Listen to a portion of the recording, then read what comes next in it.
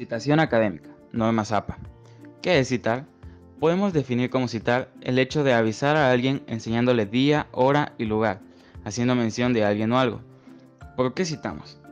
Citamos para apoyar, para darle fuerza y legitimidad a una idea nuestra. Recuerden, es una deshonestidad intelectual el no reconocer a otras contribuciones y peor aún, tratar de apropiarse de las mismas. En lo que son citaciones de norma ZAPA, podemos encontrar 4 tipos de citas: citas directas o textuales, citas de resumen o paráfrasis, citas de citas y citas de fuentes electrónicas. Citas textuales. Se consideran citas directas o textuales cuando el material o texto es tomado tal cual lo escribió el autor. Estas a su vez se clasifican en dos: cita textual corta y cita textual larga. La cita textual corta tiene de 3 a 40 palabras. Se escribe entre comillas como parte del párrafo y por consiguiente debe reconocerse el autor o los autores, el año y el número de página. A continuación veamos un ejemplo. Como dije anteriormente, en la cita estará presente el autor de dicho texto lingüístico, el año en el que fue publicado y por supuesto el número de página. Cabe recalcar también que las comillas son fundamentales para este tipo de cita. Cita textual larga. A diferencia de la anterior, estas tienen de 41 a 200 palabras. Se separa del texto normal del documento con sangría en todo el párrafo. No se usan comillas y se debe reconocer el autor, el año de publicación y el número de página. A continuación tenemos un ejemplo. Como podrán observar, la cita se encuentra separado del texto normal mediante sangría en todo el párrafo.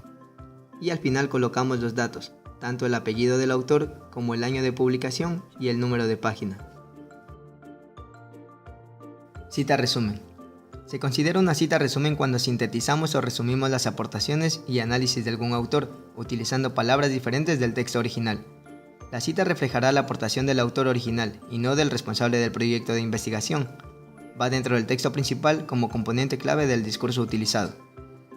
Estas citas no llevarán el número de página de donde fue tomado, pero sí el año de publicación del libro.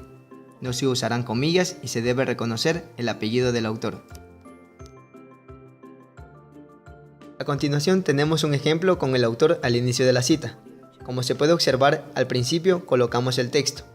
Posteriormente se coloca la cita parafraseada, recordando siempre que hay que reconocer tanto el apellido del autor como el año de publicación. Y en este tipo de citas no se coloca el número de página.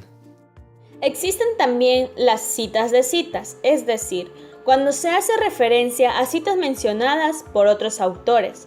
Se debe citar primero al autor original y luego al autor que hace uso de la cita. Se debe reportar los dos libros en las referencias. Un ejemplo. A continuación se muestra claramente dos autores. El primero que sería el autor original y el segundo que sería el autor secundario. Citas de fuentes electrónicas. Para citar un trabajo publicado en Internet debemos tener en cuenta los mismos elementos que en una fuente impresa.